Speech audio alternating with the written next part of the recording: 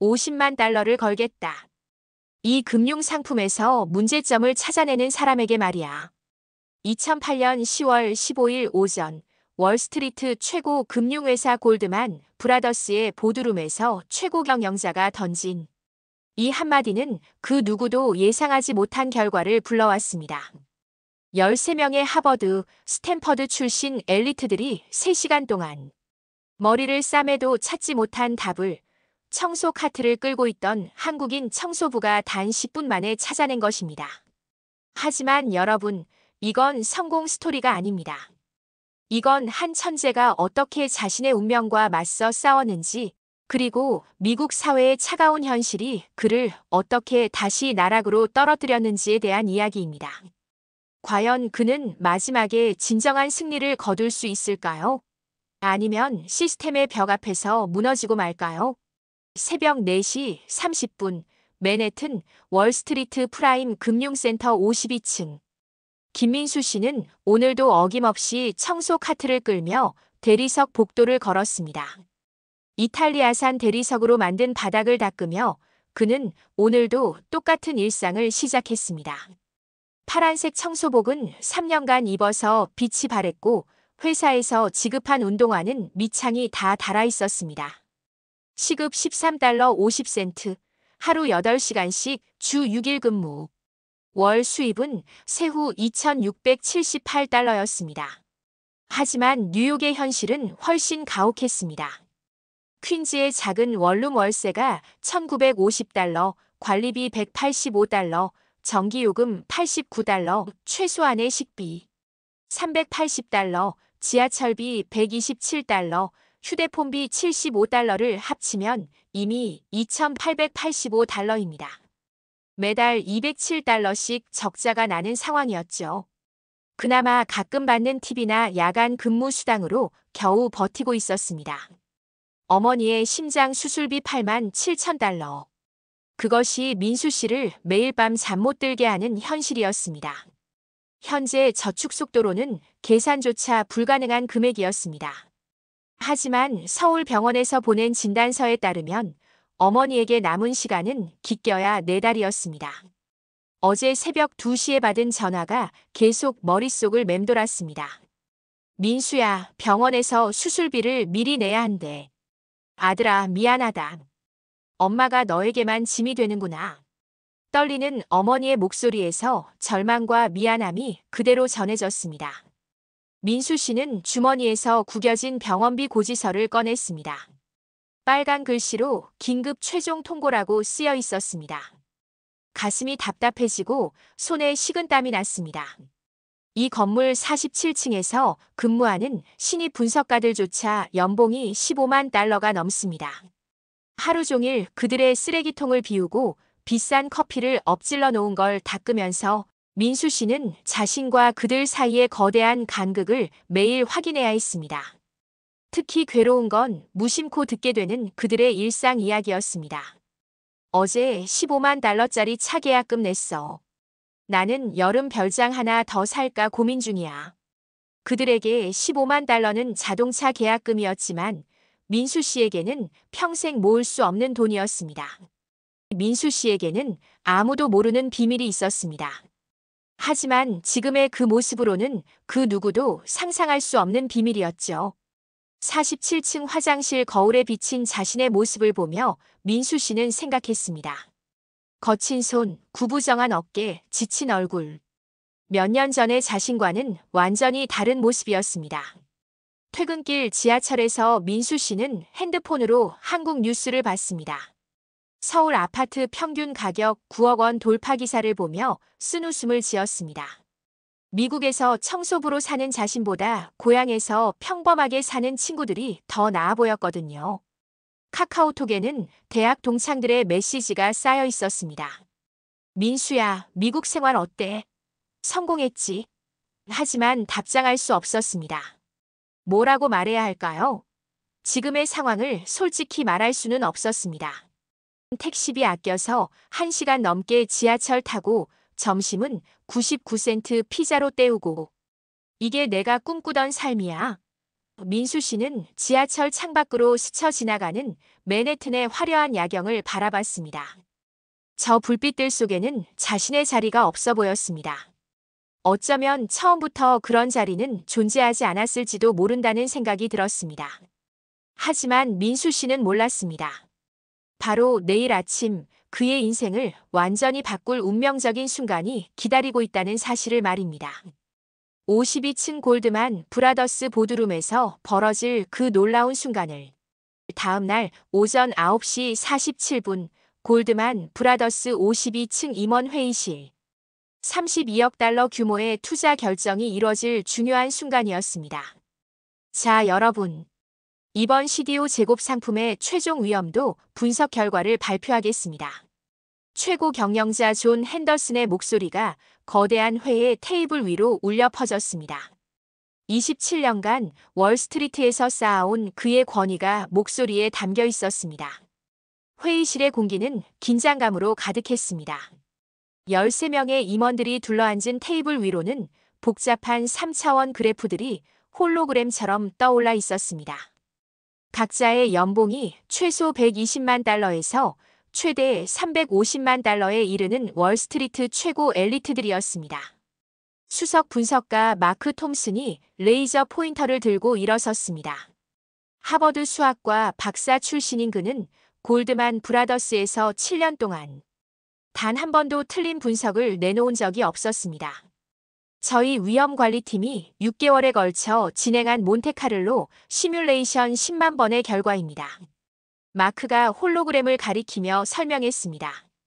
이 CDO 제곱 상품의 예상 수익률은 연 18.7%이며 99.97% 신뢰 구간에서 손실 확률은 0.03% 미만으로 계산됩니다.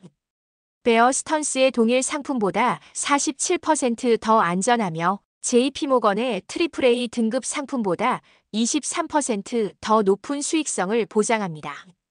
대형 스크린에 나타난 숫자들은 정말 인상적이었습니다. 위험가치 0.0003, 샤프 비율 2.87, 최대 손실폭 0.12%. 수학적으로 거의 완벽해 보이는 투자 상품이었습니다. 하지만 존 핸더슨의 얼굴에는 여전히 깊은 주름이 패어 있었습니다. 마크, 뭔가 놓친 게 있을 거야. 27년간 이 바닥에서 일해온 내 직감이 그렇게 말하고 있어. 그의 오른손 검지가 테이블을 규칙적으로 두드렸습니다. 불안할 때마다 나타나는 그만의 습관이었죠. 부회장 로버트 스미스가 끼어들었습니다. 존, 감정보다는 데이터를 믿어야 하지 않을까? 우리가 MIT와 스탠퍼드에서 스카우트해온 전문가들이 반년간 밤새워 만든 모델이야. 맞습니다, 사장님. 마크가 자신있게 대답했습니다. 저희가 사용한 블랙숄즈 모델은 1997년 노벨 경제학상을 받은 검증된 이론입니다. 여기에 저희만의 독점적 가치평가 알고리즘을 추가했고 24개국 중앙은행 데이터까지 반영했습니다. 수학적으로 완벽합니다. 그럼에도 불구하고 존 핸더슨은 뭔가 석연치 않다는 표정이었습니다. 그가 갑자기 일어나며 폭탄 선언을 했습니다. 50만 달러를 걸겠다. 이 방에 있는 누구든 아니면 이 건물의 누구든 상관없어. 이 분석에서 치명적 결함을 찾아내는 사람이 있다면 50만 달러를 현금으로 주겠어. 회의실이 웅성거렸습니다. 50만 달러? 그들에게도 결코 작지 않은 금액이었습니다. 바로 그때였습니다. 회의실의 무거운 문이 조용히 열리며 파란색 청소복을 입은 민수 씨가 낡은 청소 카트를 끌고 들어왔습니다.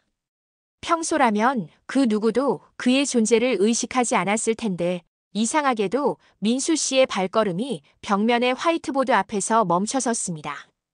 거대한 화이트보드에는 검은 마커로 빼곡하게 쓰인 복잡한 수식들이 가득했습니다. 델타 F를 델타 S로 나눈 것 더하기 2분의 1. 곱하기 시그마의 제곱 곱하기 S의 제곱 같은 편미 분방 정식부터 시작해서 확률 밀도함수, 브라운 운동 방정식, 이토의 보조 정리, 가우시안 코퓰라 함수까지. 일반인이라면 완전히 암호처럼 보일 수식들이었습니다. 민수 씨의 눈이 수식들을 왼쪽에서 오른쪽으로 위에서 아래로 빠르게 훑어내려갔습니다. 1초, 2초, 3초. 마치 컴퓨터가 데이터를 스캔하듯 그의 눈동자가 움직이며 복잡한 계산을 진행하고 있었습니다. 그리고 4초째에 갑자기 그의 얼굴이 창백해졌습니다. 뭔가 심각한 문제를 발견한 듯한 표정이었죠. 죄송합니다만. 민수 씨의 입에서 완벽한 영어 발음이 흘러나왔습니다. 이 분석에 치명적인 수학적 오류가 있습니다. 꼬리 위험 계산에서 코퓰라 함수의 기본 가정을 잘못 적용하셨어요. 하지만 이건 한국어로 번역된 것이고 실제로는 완벽한 영어로 말했습니다. 회의실이 순식간에 조용해졌습니다. 13명의 임원들이 모두 일제히 민수 씨를 바라봤습니다. 에어컨 소리만 웅웅거릴 뿐 완전한 침묵이었죠. 마크 톰슨의 얼굴이 점점 붉어지기 시작했습니다.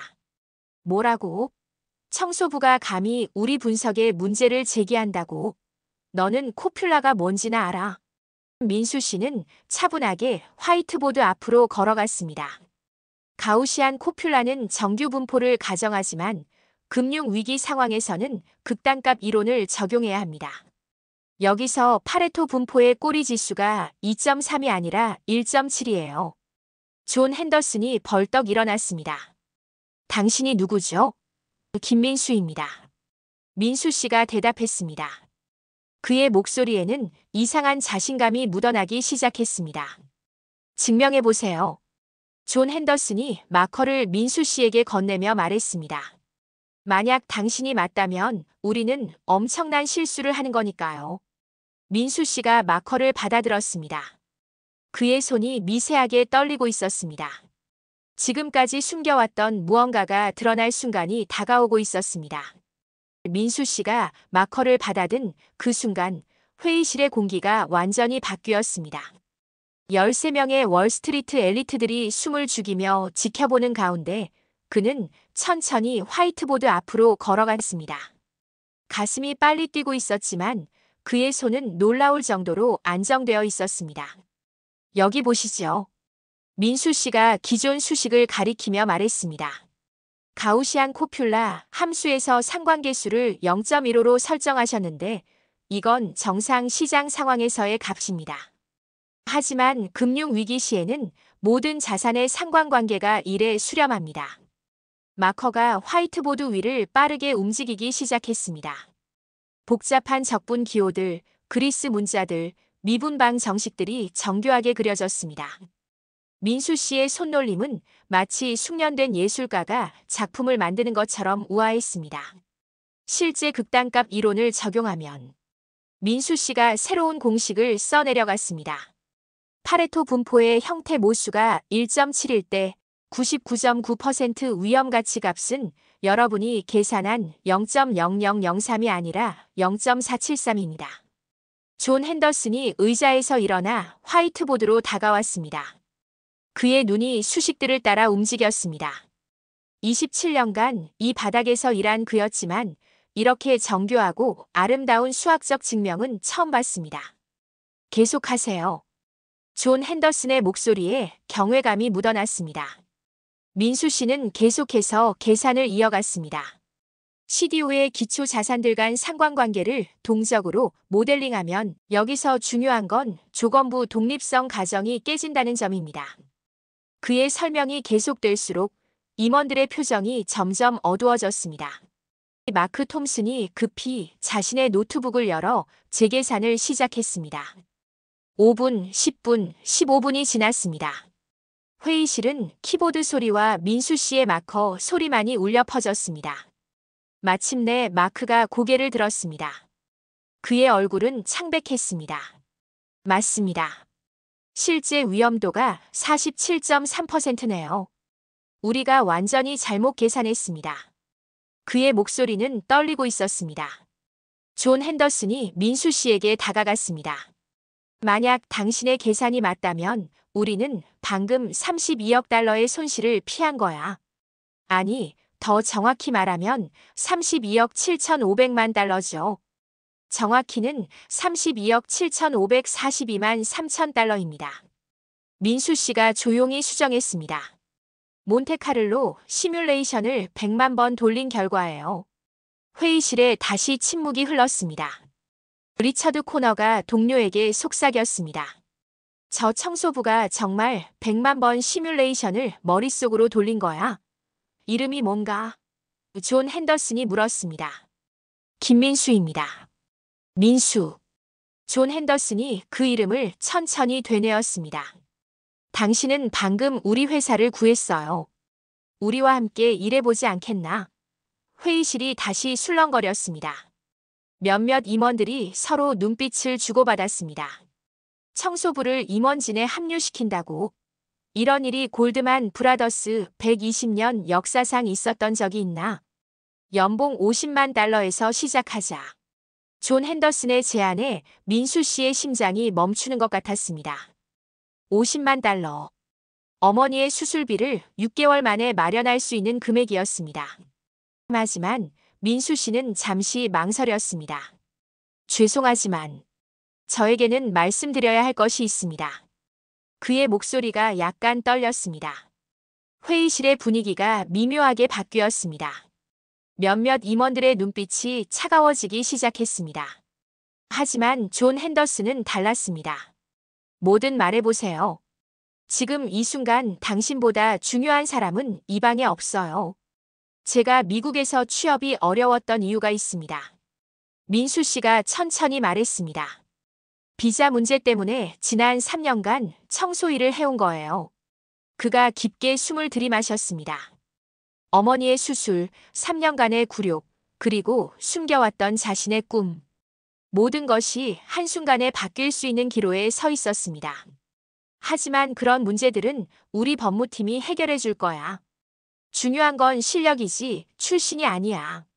존 핸더슨이 민수 씨에게 손을 내밀었습니다. 어떤가? 우리와 함께 하겠나?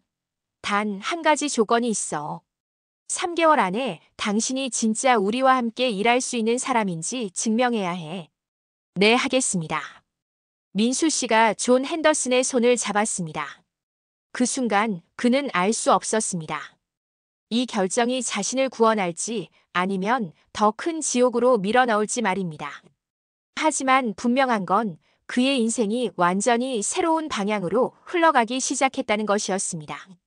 일주일 후 골드만 브라더스 49층 위험 분석팀. 민수 씨는 새로운 정체성으로 첫 출근을 하고 있었습니다. 하지만 현실은 그가 꿈꾸던 것과는 달랐습니다. 백화점에서 급하게 산 기성복 정장은 몸에 맞지 않아 어색했고 동료들의 시선은 여전히 차가웠습니다.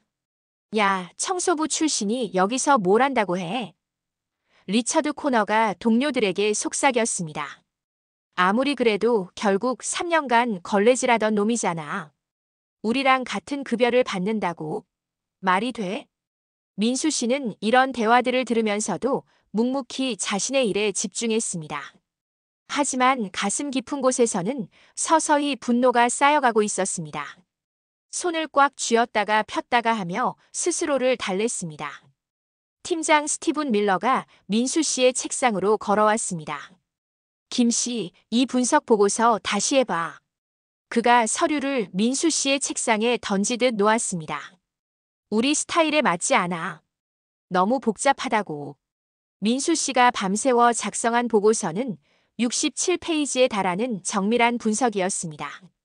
12가지 시나리오별 위험도 계산과 함께 대안 투자 전략 5개, 해지 방법 8가지까지 포함되어 있었습니다. 하지만 스티븐은 이를 과도하다며 거부했습니다. 간단하게 5페이지로 줄여. 우리는 복잡한 수학 공식보다는 직감을 중시한다고. 스티븐의 말에 다른 팀원들이 고개를 끄덕였습니다. 그리고 김 씨, 여기는 대학원이 아니야. 실무에서는 이론보다 경험이 중요하다고. 민수 씨는 속으로 한숨을 쉬었습니다. 직감으로 32억 달러 손실을 막을 수 있었을까요? 경험으로 파생 상품의 위험도를 정확히 계산할 수 있을까요? 하지만 입 밖으로는 내지 않았습니다. 네, 알겠습니다. 민수 씨가 고개를 숙였습니다. 점심시간이 되자 동료들은 모두 함께 나갔지만 민수 씨는 초대받지 못했습니다. 그들은 민수 씨가 보는 앞에서 대화를 나눴습니다. 오늘 점심은 르베르나르 어때? 좋지. 스테이크 하나에 $85짜리로 가자. $85. 민수 씨의 하루 식비 전체 예산보다 많은 금액이었습니다. 혼자 남은 사무실에서 편의점 샐러드를 먹으며 민수 씨는 계속해서 새로운 분석을 진행했습니다. 유럽 국채 신용부도 스와프 스프레드가 이상하게 움직이네. 민수 씨는 혼자 중얼거리며 계산을 계속했습니다. 여기에 달러 약세까지 고려하면 데이터를 더 깊이 파고들수록 민수 씨는 또 다른 이상한 패턴을 발견했습니다. 아시아 신흥시장 상장 지수펀드의 거래량이 매주 화요일 오전 10시 30분에 급증하는 현상이었습니다. 정확히 47만 달러어치씩 매도되고 목요일 오후 2시 15분에는 같은 금액이 매수되는 패턴이 6개월째 반복되고 있었습니다. 이건 우연이 아니야. 민수 씨는 더 자세히 조사하기 시작했습니다. 거래 패턴이 너무나 완벽했습니다. 마치 누군가 의도적으로 시세를 조작하고 있는 것처럼 보였습니다. 갑자기 민수 씨의 휴대폰이 울렸습니다. 어머니로부터 온 문자였습니다. 민수야, 병원에서 수술 날짜를 12월 15일로 잡았단다. 수술비 선납해야 한다는데. 미안하다, 아들아. 내가 좋은 직장을 구했다고 해서 너무 기뻤는데 또 부담을 주는구나. 민수 씨의 손이 떨렸습니다. 12월 15일까지는 고작 5주밖에 남지 않았습니다. 첫 월급을 받기까지는 아직 3주가 더 남아 있었고 연봉 50만 달러라고 해도 수술비 8만 7천 달러를 당장 마련하기에는 부족했습니다. 어떻게든 방법을 찾아야 해. 민수 씨는 이를 악물었습니다. 하지만 현실은 냉혹했습니다. 회사에서의 적응도 쉽지 않은 상황에서 시간은 부족했고 동료들의 차별은 날이 갈수록 심해졌습니다. 그때 민수 씨는 자신이 발견한 이상한 거래 패턴을 더 자세히 들여다봤습니다. 이 패턴 뒤에는 뭔가 큰 비밀이 숨어 있는 것 같았습니다. 그리고 그 비밀이 자신의 운명을 또다시 바꿀 수도 있다는 예감이 들었습니다. 하지만 민수 씨는 몰랐습니다. 이 발견이 그를 더 큰 위험으로 끌어들일 것이라는 사실을 말입니다. 민수 씨가 발견한 것은 단순한 숫자의 오류가 아니었습니다. 아시아 신흥시장 상장 지수펀드 데이터를 더 깊이 분석한 결과 그는 의도적으로 조작된 듯한 완벽한 패턴을 발견했습니다. 거래량과 가격 변동이 수학적으로 불가능할 정도로 정확하게 일치했습니다. 민수 씨는 밤늦게까지 남아서 지난 2년간의 모든 거래 기록을 분석했습니다. 결과는 충격적이었습니다. 누군가 체계적으로 시세를 조작하고 있었고 그 규모는 무려 15억 달러에 달했습니다. 이건 자연스러운 시장 움직임이 아니야. 민수 씨는 더 깊이 파고들었습니다. 등골이 오싹할 정도로 소름이 돋았습니다. 이런 규모의 조작이 가능한 조직은 많지 않았습니다. 그리고 더욱 놀라운 사실을 발견했습니다. 이 조작에 사용된 계좌들이 모두 익숙한 이름들로 개설되어 있었다는 것입니다. 스티븐 밀러, 리처드 코너, 그리고 다른 팀원들의 이름이 그 목록에 있었습니다. 민수 씨의 손이 마우스 위에서 떨렸습니다. 설마. 더 자세한 분석을 해본 결과 스티븐 밀러 명의의 계좌에서만 지난 18개월간 287만 달러의 부당이익이 발생했습니다. 리처드 코너는 156만 달러, 다른 팀원들도 각각 수십만 달러씩의 이익을 얻고 있었습니다. 민수 씨는 급히 존 핸더슨의 사무실로 향했습니다. 하지만 비서가 그를 막았습니다. 사장님은 지금 SEC 감사관들과 중요한 미팅 중이십니다. 약속이 있으신가요? 이건 정말 긴급한 문제예요. 회사의 운명이 걸린 일일 수도 있습니다. 민수 씨의 목소리에는 절박함이 배어 있었습니다. 45분을 기다린 끝에 민수 씨는 존 핸더슨을 만날 수 있었습니다. 사장님, 이 데이터를 보세요. 민수 씨가 노트북 화면을 돌려 보여주었습니다. 화면에는 복잡한 그래프와 숫자들이 가득했습니다. 존 핸더슨의 표정이 점점 어두워졌습니다. 이건 정말 의도적인 조작처럼 보이는군. 그의 손가락이 책상을 빠르게 두드리기 시작했습니다. 극도로 불안할 때 나타나는 그의 습관이었습니다. 더 큰 문제가 있습니다. 민수 씨가 다음 화면을 열었습니다. 이 조작에 관여된 계좌들을 추적해봤는데 모두 우리 회사 직원들의 이름으로 되어 있어요. 그것도 제가 속한 위험 분석 팀원들이요.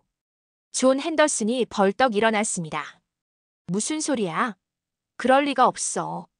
스티븐 밀러는 15년간 우리와 함께 일한 신뢰할 만한 동료야. 스티븐 밀러 팀장의 계좌에서 지난 18개월간 287만 달러의 부당이익이 발생했습니다. 리처드 코너는 156만 달러, 마이클 존스는 89만 달러입니다. 민수 씨가 리스트를 읽어 내려갔습니다. 존 핸더슨의 얼굴이 창백해졌습니다. 이걸 다른 사람들이 알고 있나? 아직은 저만 알고 있습니다. 하지만 SEC에서 이 패턴을 발견하는 것은 시간 문제예요. 특히 지금 감사를 받고 있는 상황에서는. 바로 그때 사무실 문이 갑자기 열렸습니다. 스티븐 밀러가 화가 난 표정으로 들어왔습니다. 존, 이 이민자가 무슨 헛소리를 하는 거야? 우리 팀 전체를 범죄자로 만들려고. 민수 씨는 깨달았습니다. 스티븐이 자신의 컴퓨터 활동을 몰래 감시하고 있었다는 것을. 그리고 이미 다른 관련자들에게 상황을 알렸을 가능성이 높다는 것을. 스티븐, 이건 심각한 문제야. 존 핸더슨이 말했습니다. 심각한 건 이 청소부 출신이 우리를 모함하고 있다는 거지. 스티븐이 소리쳤습니다. 존, 이자의 말을 믿는 거야. 겨우 일주일 일한 놈이 15년간 회사에 충성해온 직원들을 범죄자로 만들려고 하는데. 하지만 이 데이터는 조작된 거야. 이놈이 우리를 함정에 빠뜨리려고 만든 가짜 증거라고.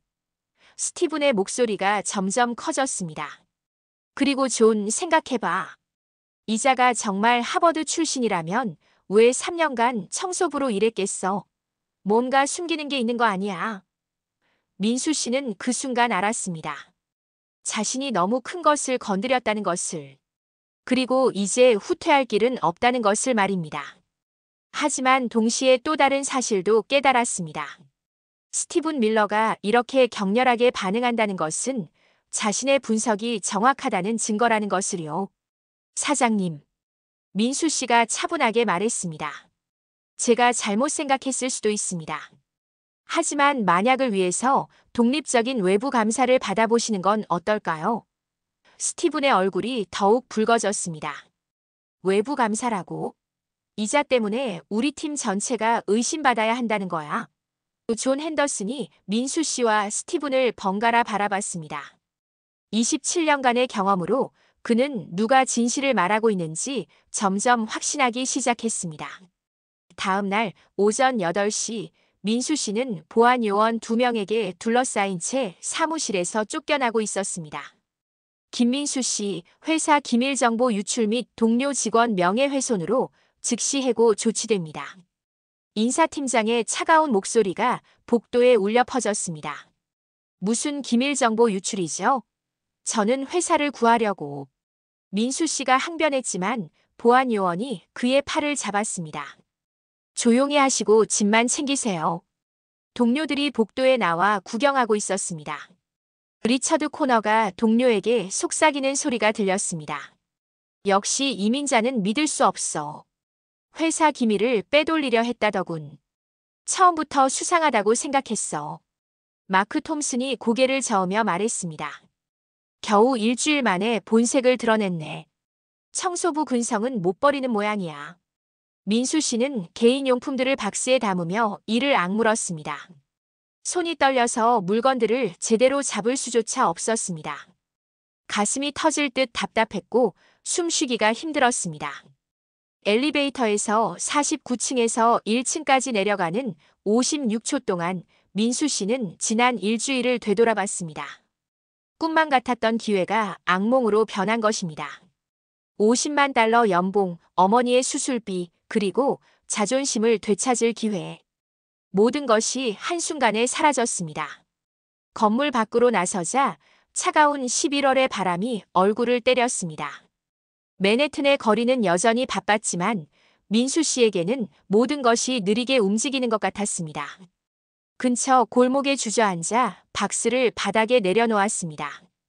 박스 안에는 자신이 밤새워 만든 분석 자료들과 함께 생애 처음 받은 명함이 들어 있었습니다. 김민수, 위험 분석가, 골드만 브라더스. 이제는 쓸모없는 종이 조각이 되어버렸습니다. 휴대폰이 울렸습니다. 어머니의 전화였습니다. 민수 씨는 전화를 받을 수 없었습니다. 어머니에게 뭐라고 말해야 할까요? 좋은 직장을 구했다고 자랑스럽게 이야기했는데 일주일 만에 쫓겨났다고. 통장 잔고를 확인했습니다. 2,847달러. 일주일치 임금도 받지 못한 상태였습니다. 수술비 87,000달러는 이제 더욱 불가능한 숫자가 되었습니다. 민수 씨는 고개를 두 손으로 감쌌습니다. 왜 이런 일이? 3년 전 대학원을 중퇴하던 그날이 떠올랐습니다. 지도교수가 말했었죠. 민수, 너는 천재야. 하지만 이 나라에서 아시아인이 살아남기는 쉽지 않을 거야. 특히 내가 그들보다 뛰어나다는 걸 보여줄 때는 더욱 그렇지. 그때는 그 말의 의미를 몰랐습니다. 이제야 뼈저리게 깨달았습니다. 골목 모퉁이에서 노숙자 한 명이 민수 씨를 바라보고 있었습니다. 형, 괜찮아? 많이 힘들어 보이는데. 민수 씨는 고개를 들어 그를 바라봤습니다. 자신도 곧 저런 처지가 될 수 있다는 생각이 들었습니다. 고마워요. 민수 씨가 작은 목소리로 대답했습니다. 하늘에서 눈이 내리기 시작했습니다. 11월의 첫눈이었습니다. 차가운 눈송이들이 민수 씨의 얼굴에 떨어졌습니다. 마치 하늘도 그를 위해 울고 있는 것 같았습니다. 하지만 그때 민수 씨의 눈에 결의가 서렸습니다. 아직 끝나지 않았어. 그는 박스에서 자신이 인쇄해 놓은 분석 자료를 꺼냈습니다. 스티븐 밀러와 그의 일당들의 시세 조작 증거들이 빼곡히 적혀 있었습니다. 이것만으로는 부족해. 더 확실한 증거가 필요해. 민수 씨는 일어서서 박스를 들었습니다. 그의 마음속에서는 새로운 계획이 떠오르고 있었습니다. 골드만 브라더스에서 쫓겨났지만 진실은 여전히 그의 손 안에 있었습니다. 그리고 SEC 감사가 진행 중인 지금이야말로 이 증거들이 빛을 발할 때였습니다. 하지만 그는 몰랐습니다. 스티븐 밀러가 이미 더 큰 함정을 준비하고 있다는 사실을. 그리고 앞으로 더 큰 시련이 기다리고 있다는 것을 말입니다. 민수 씨는 지하철역을 향해 걸으며 중얼거렸습니다. 이제 정말로 시작이야. 그의 발걸음에는 이전과 다른 무언가가 있었습니다. 절망이 아니라 분노였습니다. 그리고 그 분노가 그를 진실을 향해 나아가게 하는 원동력이 될 것이었습니다. 하지만 진실을 밝히는 길은 그가 생각하는 것보다 훨씬 험난할 것이었습니다. 2주 후 민수 씨는 퀸즈의 작은 원룸에서 노트북과 씨름하고 있었습니다. 해고 이후 그는 모든 시간을 스티븐 밀러 일당의 시세 조작 증거 수집에 쏟았습니다. 벽에는 복잡한 차트와 그래프들이 가득 붙어 있었고 바닥에는 커피컵들과 피자 상자들이 널려 있었습니다. 민수 씨의 눈에는 핏발이 서 있었지만 그의 집중력은 날카로웠습니다. 드디어 찾았다. 민수 씨가 화면을 바라보며 중얼거렸습니다. 케이맨 제도에 설립된 페이퍼 컴퍼니를 통한 자금 세탁의 결정적 증거였습니다. 스티븐 밀러는 단순히 시세 조작만 한 것이 아니었습니다. 그는 북한 제재 회피를 위한 불법 자금 거래에도 연루되어 있었습니다. 그 규모는 무려 47억 달러에 달했습니다. 텔레비전에서는 금융 뉴스가 흘러나왔습니다. 골드만 브라더스, SEC 정밀 감사 진행 중. 내부 거래 의혹 제기되어. 아나운서의 목소리가 민수 씨의 귓가를 스쳤습니다. 하지만 그는 뉴스에 집중할 겨를이 없었습니다. 더 중요한 발견을 했기 때문입니다. 화면에 표시된 것은 충격적인 사실이었습니다. 스티븐 밀러의 시세 조작이 2008년 금융위기와 직접 연결되어 있다는 것입니다. 그가 조작한 CDO 상품들이 리먼 브라더스 파산의 도화선이 되었고 결국 전 세계 금융위기로 이어졌습니다. 이 미친놈이 전 세계 경제를 망쳤던 거구나. 민수 씨의 손이 떨렸습니다. 만약 이것이 사실이라면 스티븐. 30분 후 민수 씨는 맨해튼의 한 카페에서 에이전트 톰슨과 마주 앉아 있었습니다. 40대 중반의 건장한 백인 남성이었습니다. 김민수 씨, 우리는 당신이 골드만 브라더스에서 발견한 증거들에 대해 알고 있습니다.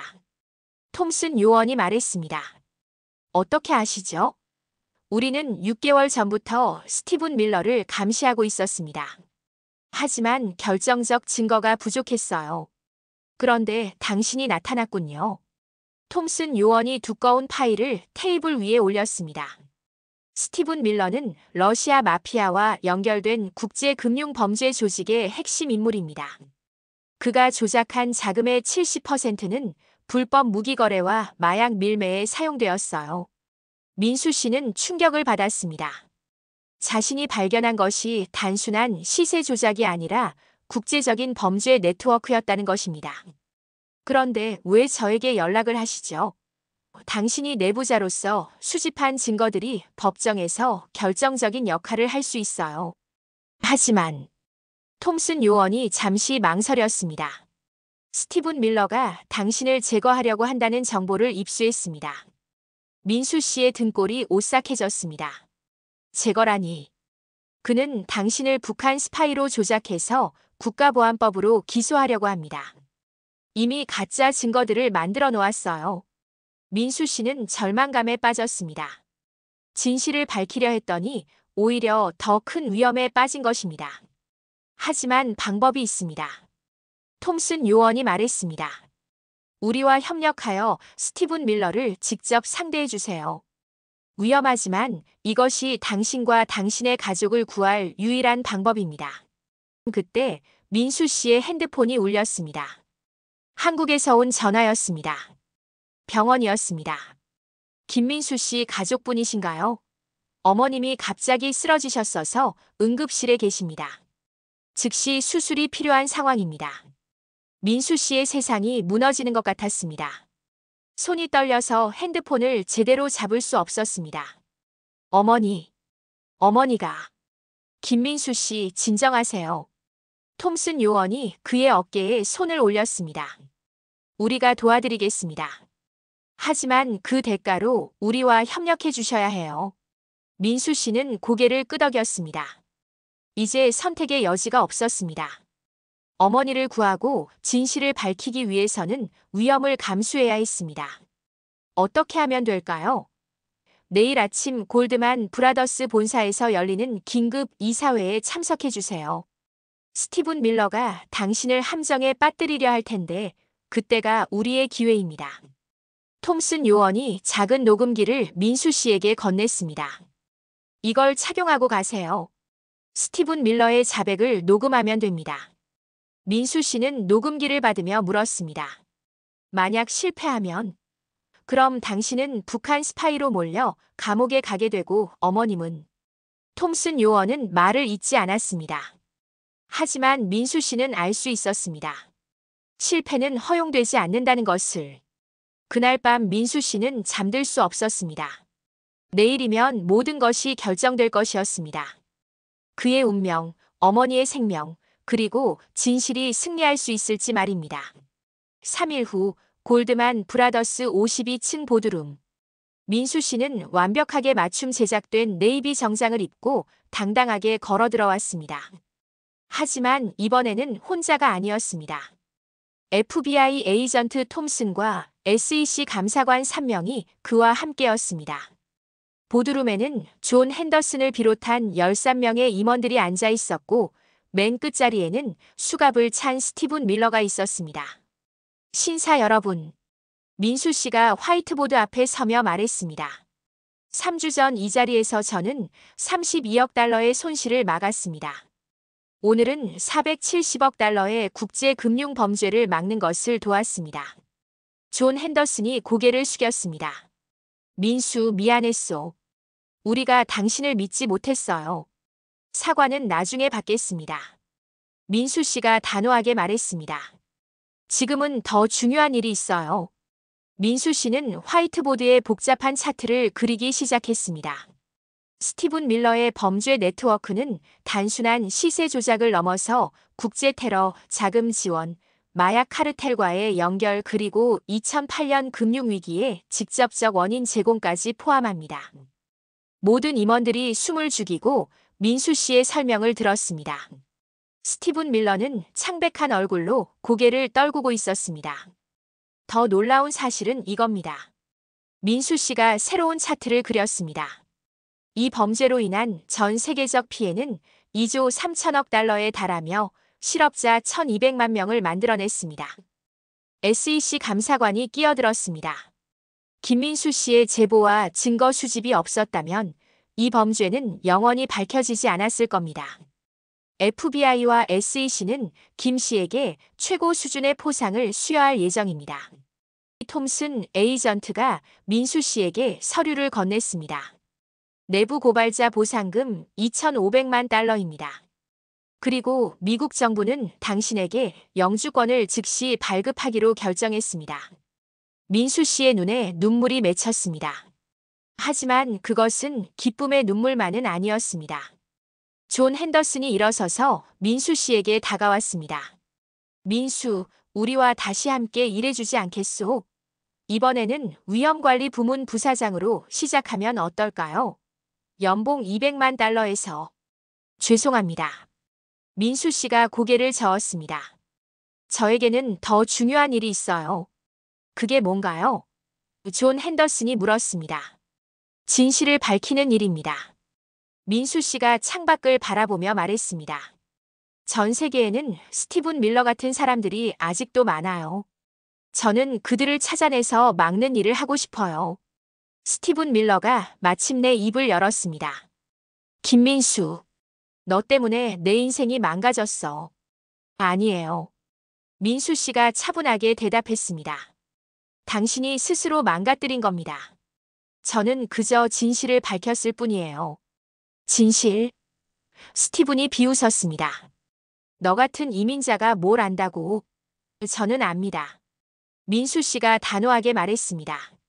정의가 무엇인지 그리고 그것을 위해 싸우는 것이 얼마나 중요한지 말이에요. 한 달 후 서울 서초구 한 대학병원 VIP 병실. 민수 씨는 어머니의 손을 잡고 앉아 있었습니다. 심장 수술은 성공적으로 끝났고 어머니는 건강을 되찾고 있었습니다. 아들아, 정말 고생 많았구나. 어머니가 민수 씨의 손을 꼭 잡으며 말했습니다. 이제 미국에서 큰 성공을 거뒀으니 거기서 계속 살면 되는 거 아니냐. 민수 씨는 미소를 지었습니다. 어머니, 저는 이제 다른 꿈이 있어요. 창밖으로는 서울의 야경이 펼쳐져 있었습니다. 민수 씨의 책상 위에는 김민수 금융범죄연구소 설립 계획서라고 쓰인 서류가 놓여 있었습니다. 전 세계에는 스티븐 밀러 같은 사람들이 아직도 많아요. 저는 그들을 찾아내서 막는 일을 하고 싶어요. 민수 씨가 창밖을 바라보며 말했습니다. 3개월 전까지만 해도 그는 투명한 존재였습니다. 아무도 알아주지 않는 청소부였죠. 하지만 이제 그는 자신의 진정한 가치를 발견했습니다. 돈이나 지위가 아니라 정의를 위해 싸우는 것이 그의 진짜 꿈이었습니다. 어머니가 민수 씨를 바라보며 자랑스러운 미소를 지었습니다. 우리 아들이 정말 대단한 사람이 됐구나. 민수 씨의 휴대폰이 울렸습니다. 미국에서 온 전화였습니다. 김민수 씨, 월스트리트 저널입니다. 인터뷰 요청드리고 싶은데요. 민수 씨는 전화를 끊고 어머니를 바라봤습니다. 어머니, 제 이야기가 전 세계에 알려지고 있어요. 이제 정말 시작인 것 같아요. 그렇게 한 청소부의 놀라운 여정이 끝났습니다. 하지만 김민수 씨의 진짜 이야기는 이제 막 시작된 것이었습니다. 돈과 권력이 지배하는 세상에서 정의와 진실을 위해 싸우는 한 사람의 용기 있는 도전 말입니다. 여러분, 이 이야기를 어떻게 생각하시나요? 댓글로 여러분의 생각을 들려주세요.